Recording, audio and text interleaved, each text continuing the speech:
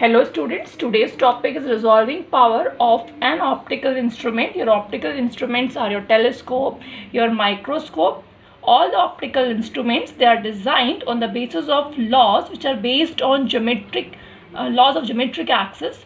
So when we placed a point source at some distance from the objective of the optical instrument, the image of that point object must be a point object because they have been constructed on the laws of geometric axis.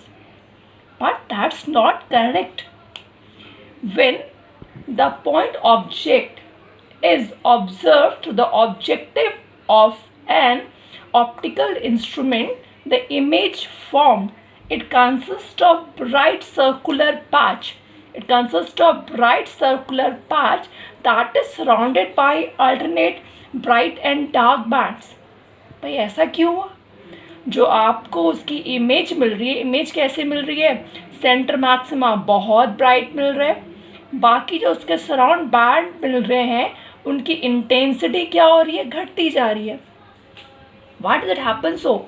It happens so because the light from a point object undergoes diffraction and passing through the objective of that optical instrument, hence producing a circular patch surrounded by alternate bright and dark bands of decreasing intensities. Correct? Hence diffraction puts a limit on the resolving power of an optical instrument. बेटा resolving पर देखो आपको यहाँ पे क्या दे रखा है, आपको डायग्राम में दो पॉइंट ऑब्जेक्ट दिखा रखे हैं, एक O1 दिखा रखा है, एक O2 दिखा रखा है. O1 का जो डिफ्रैक्शन पैटर्न है वो मैंने आपको किस कलर से दिखाया है? O1 का मैंने आपको रेड कलर से डिफ्रैक्शन पैटर्न दिखाया है, ये उसकी इमेज का डिफ्रैक्शन पैटर्न होगा. और जो O2 है जो उसकी इमेज बनेगी उसका डिफ्रैक्शन पैटर्न मैंने आपको किस कलर से दिखाया है? ब्लू स्केच पेन से दिखाया है. और x जो उन दोनों के बीच में डिस्टेंस है.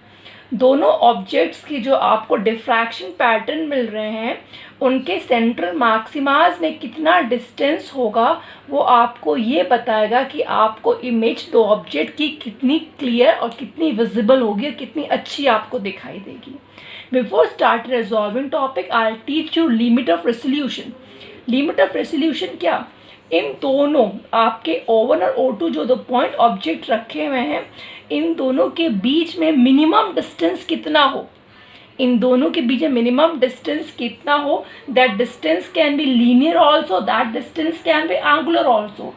What should be the smallest separation between the two objects so that when they are observed तो ऑप्टिकल इंस्ट्रूमेंट जो आपको इनकी इमेज दिखाई दे वो आपको अलग अलग दिखाई दे, आप डिस्टिंग्विश कर पाएँ ये O1 की इमेज है और ये O2 की इमेज है.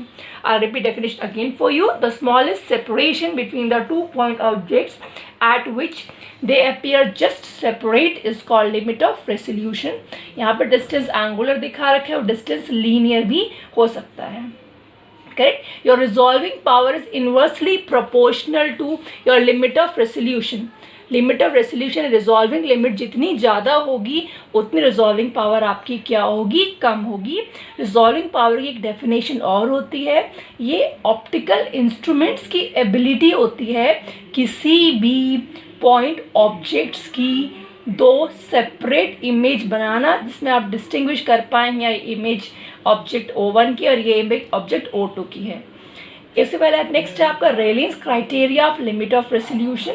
Railings criteria of limit of resolution is when 2 point objects है you are seeing them with the help of naked eye और with the help of an optical instrument. Whether आपको दो object अलग दिखाई देंगे कि नहीं दिखाई देंगे, it again depends on the distance between the central maximas of 2 object. जो ऑब्जेक्ट ये ऑब्जेक्ट यहाँ पर आपको दिखा रखा है, यहाँ पर एक ऑब्जेक्ट की इमेज क्या दिखा रखी है? आपको ये दिखा रखे हैं यहाँ पे ये ऑब्जेक्ट की इमेज क्या है? ये ऑब्जेक्ट O1 है उसकी इमेज है, ये ऑब्जेक्ट O2 है उसकी इमेज है. इमेज किस फॉर्म में बनती है? Because the light that is coming from point source undergoes a diffraction pattern due to which image क्या बनती है? आपकी alternate bright and dark bands बनते हैं. सर्कुलर पैच होते हैं मैक्सिमम ब्राइट से मैंने यहाँ पे डार्क शेड कर रखा है और बाकी जो आपके बैंड्स मिलेंगे उनकी इंटेंसिटी क्या होती रहेगी? डिक्रीज होती रहेगी. ये O1 का आपका इमेज पैटर्न है. ये ऑब्जेक्ट O2 का इमेज पैटर्न है। अगेन क्या है इसमें, इसका सेंट्रल मैक्सिमा, ऑब्जेक्ट का सेंट्रल मैक्सिमा C1 O1 का है, और ये C2 क्या है, central maxima of the image that is formed by the optical instrument of object O2। इन दोनों C और C1 के बीच में कितना डिस्टेंस होगा, वो डिस्टेंस डिटरमाइन करेगा कि जो आपको इमेज मिलेगी वो इमेज जस्ट रिजॉल्व होगी, वेल रिजॉल्व होगी या अनरिजॉल्व होगी। करेक्ट। इसका डिफ्रैक्शन पैटर्न मैंने आपको दिखाया हुआ है। देखो O1 का जो मैंने डिफ्रैक्शन पैटर्न का सेंट्रल मैक्सिमा है वो मैंने किस रंग से दिखा दिया, रेड कलर से दिखा दिया, और जो O2 ऑब्जेक्ट सेंट्रल मैक्सिमा किससे दिखा दिया मैंने आपका, ब्लैक रंग के स्केच पेन से दिखा दिया। यहाँ पे दोनों सेंट्रल मैक्सिमा में काफ़ी अच्छा खासा डिस्टेंस है। इट मीन्स अगर आप इन ऑब्जेक्ट्स को देखेंगे तो आपको ये दोनों इमेज कैसी दिखाई देंगी, वो इमेज आपको अलग अलग दिखाई देगी और आप डिस्टिंग्विश कर पाएंगे कि ये इमेज ऑब्जेक्ट O1 की है और ये इमेज ऑब्जेक्ट O2 की है। करेक्ट। आप इसमें 3 कंडीशंस करेंगे कि जो आपको इमेज मिलेगी वो जस्ट रिजॉल्व होगी, वेल रिजॉल्व होगी कि अनरिजॉल्व होगी। पहला रेलिंस का क्राइटेरिया, आपके 2 point objects are said to be just resolve, are said to be just resolve. देखो आपके एक का सेंट्रल मैक्सिमा मैं अलग अलग से ड्रॉ कर देती हूँ, एक का ड्रॉ कर देती हूँ किससे, रेड कलर से। करेक्ट। और एक का ड्रॉ कर देती हूँ मैं आपके ब्लू कलर से।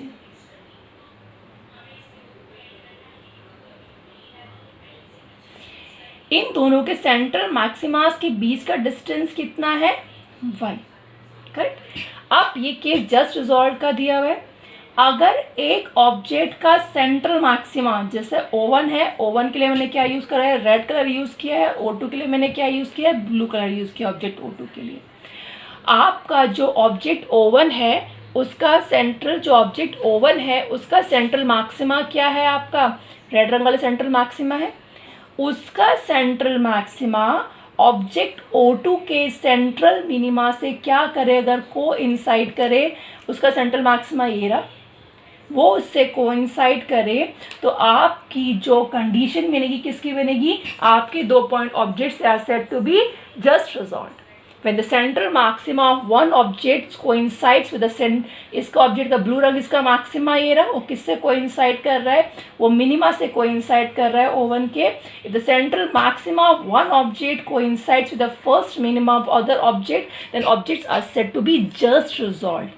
और दूसरे वर्ड्स पे इसका बच्चे आपको कैसे आ सकते हैं कि 2 सेंट्रल मैक्सिमास के बीच का डिस्टेंस वो कितना दिखाया मैंने, y।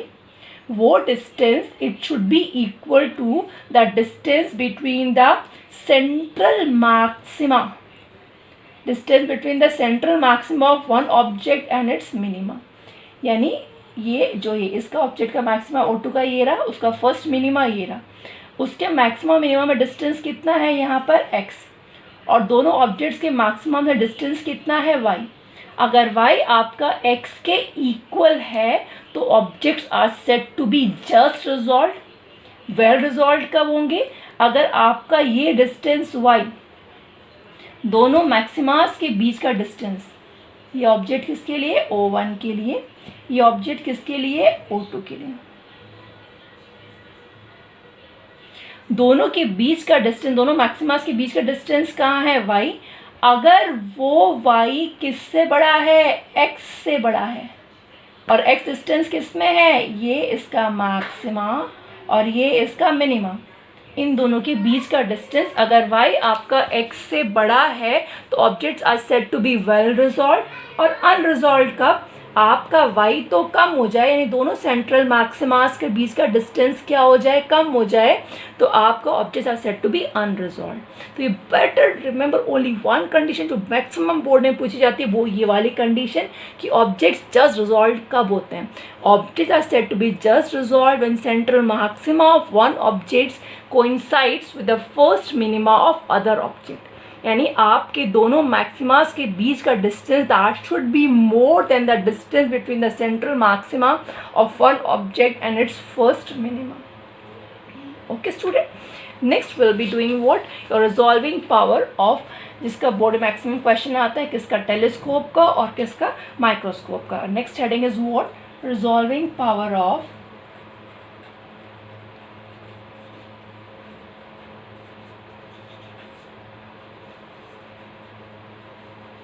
टेलीस्कोप। हम क्या करेंगे, टेलीस्कोप की क्या करेंगे बेटा, रिजॉल्विंग पावर करेंगे। किसकी रिजॉल्विंग पावर करेंगे हम, टेलीस्कोप की रिजॉल्विंग पावर करेंगे। टेलीस्कोप इज जनरली एक ऐसा optical instrument that is used to view the far of astronomical object such as stars. उनको अलग देखने के काम में आता है। उससे पहले आपको क्या पता होना चाहिए, इसकी लिमिट ऑफ रेजोल्यूशन, क्योंकि हम कर चुके हैं resolving power is inversely proportional to limit of resolution. ये आपकी ऑब्जेक्टिव है, करेक्ट। ऑब्जेक्टिव किसकी है, ये टेलीस्कोप की। ये एक स्टार O1, एक star O2, they are subtending angle what, कितना एंगल बना रहे हैं यहाँ पर, इसके ऑब्जेक्टिव है कितना एंगल बना रहे हैं, that is making an angle delta theta. बेटा यहाँ पर जो O1 और O2 के बीच का डिस्टेंस होगा, जो स्मॉलेस्ट सेपरेशन होगा, इतना smallest separation between O1 and O2, ताकि आप जब उनको ऑब्जर्व करें किससे, ऑब्जेक्टिव के थ्रू या टेलीस्कोप के थ्रू ऑब्जर्व करें, तो आपको इमेज क्या दिखाई दे, सेपरेट दिखाई दे। इमेज क्या दिखाई दे, सेपरेट दिखाई दे। That is known as limit of resolution. The limit of resolution of astronomical telescope is defined as a smallest angular separation between the two objects at which they will be seen distinct और different और अलग अलग दिखाई देंगे जब उसको हम observe करेंगे, किससे, टेलीस्कोप से। बेटा यहाँ पर एंगुलर क्यों कहा, क्योंकि वो ऑब्जेक्ट हमसे हमारे यहाँ से अर्थ से बहुत दूर है, देयर फार अवे फ्रॉम अर्थ। तो यानी जो एंगल वो सबटेंड करेंगे, किसके सबटेंड करेंगे, कितना सबटेंड करेंगे, थीटा। तो उसका लिमिट ऑफ रेजोल्यूशन जो होता है बेटा delta theta, that is inversely proportional to lambda upon D. Delta theta is equal to 1.22 lambda upon D, 1.22 lambda upon D, correct. यहाँ पर और आपकी रिजॉल्विंग पावर क्या होती है, वो इन्वर्सली प्रोपोर्शनल टू क्या होती है, लिमिट ऑफ रेजोल्यूशन। तो वो कितनी आ जाएगी आपकी, d अपॉन 1.22 लैम्डा, जहाँ पे d क्या है, इस लेंस का अपर्चर है, और लैम्डा क्या है, लाइट की वेवलेंथ है, करेक्ट। लेंस का अपर्चर जितना ज़्यादा होगा, रिजॉल्विंग पावर उतनी ज़्यादा होगी। But always remember that we can not increase the aperture of lens beyond a certain limit. If you do so तो आपका एब्रेशन क्या हो जाएगा, इंक्रीज हो जाएगा।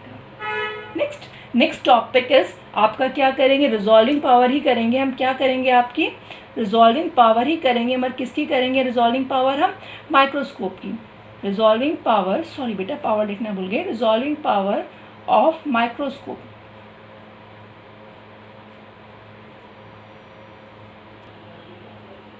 And next topic is resolving power of a microscope. Microscope is generally used to view tiny objects. Telescope में फार of object था, यहाँ पे क्या टाइनी ऑब्जेक्ट्स।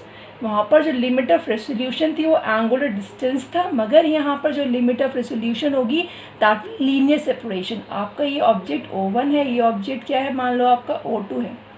इन दोनों के बीच में स्मॉलेस्ट लीनियर डिस्टेंस कितना हो, ताकि हम जब इन दोनों ऑब्जेक्ट्स को व्यू करें माइक्रोस्कोप से, जो उनकी इमेज बने वो इमेज कैसी हो, आप डिस्टिंग्विश कर पाएँ। या O1 की इमेज है, ये O2 की ऑब्जेक्ट है, जो आपकी इमेज बने वो डिस्टिंक्ट बने, इनके recognize that is image for O1, this is image for O2। The limit of resolution of microscope is the smallest linear distance between the two objects. Smallest linear distance, वहाँ पे angular था, यहाँ पे क्या आ गया, linear. The smallest linear distance between the two objects, smallest linear distance between the 2 point objects at which they appear just separated on being viewed through microscope is called limit of resolution. Limit of resolution is given by 1.22 lambda upon 2 mu sin theta. अब resolving power क्या होगी, इसका inversely होगी 2 mu sin theta upon 1.22 lambda। अब देखो यहाँ पे क्या है, म्यू आपका क्या है, ये आपका मान लो यहाँ पे आपने क्या रखा हुआ, ऑब्जेक्ट रखा हुआ है। यहाँ पे आपने क्या रखा है, ये आपका ऑब्जेक्ट है, ये आपकी क्या है, ऑब्जेक्टिव लेंस है। ये क्या है, आपकी ऑब्जेक्टिव लेंस। ऑब्जेक्ट और ऑब्जेक्टिव लेंस के बीच में जो मीडियम रखा है, उस मीडियम का रिफ्रैक्टिव इंडेक्स कितना है, म्यू। लैम्डा क्या है, लाइट की वेवलेंथ। थीटा आपको मैंने एंगल दिखा रखा है, सेमी वर्टिकल एंगल जो बना रखा है, ये एंगल क्या है आपका, थीटा, ठीक है। इस हम म्यू साइन थीटा को न्यूमेरिकल अपर्चर भी बोलते हैं हम लोग। और अब खाली था sine theta, theta is the semi vertical angle that is subtended by the rays which are coming from a point object O. यहाँ पे मैंने ऑब्जेक्ट ओ दिखा रखा है आपका, और देख लो ओ दिखा रखा है। क्लियर। रिजॉल्विंग पावर बढ़ाने का तरीका क्या क्या है?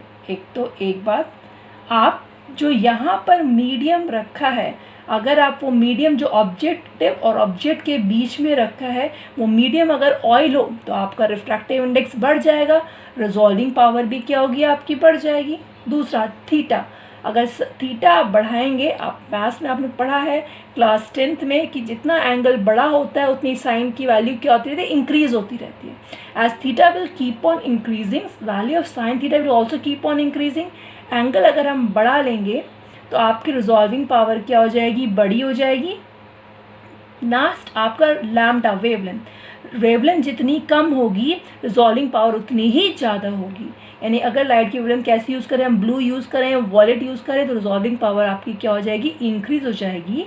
एक बार इसमें और ध्यान रखिएगा बेटा, हमेशा ऑब्जेक्ट ओ जो रखा जाता है वो object is always kept beyond FE in case of microscope. हम ऑब्जेक्ट ओ को ऑब्जेक्टिव के फोकस पे नहीं रखेंगे, ना उसके अंदर रखेंगे ना उसके ऊपर रखेंगे, हमेशा उसके बियॉन्ड रखेंगे। क्यों? अगर हम मान लो ऑब्जेक्ट को फोकस पर रखते हैं या फिर फोकस के अंदर रखते हैं, तो जो आपकी इमेज ऑब्जेक्टिव बनाएगा वो आपका आईपीस और ऑब्जेक्टिव और आईपीस के बीच में लाई नहीं करेगी। करेक्ट। एक बार थोड़ा सा नटशेल में, if you want to increase the resolving power of telescope, you should increase the aperture of lens. If you want to increase the resolving power of microscope, you should increase the refractive index of the medium that is placed between objective and object. You should use a light of smaller wavelength. Theta should be large.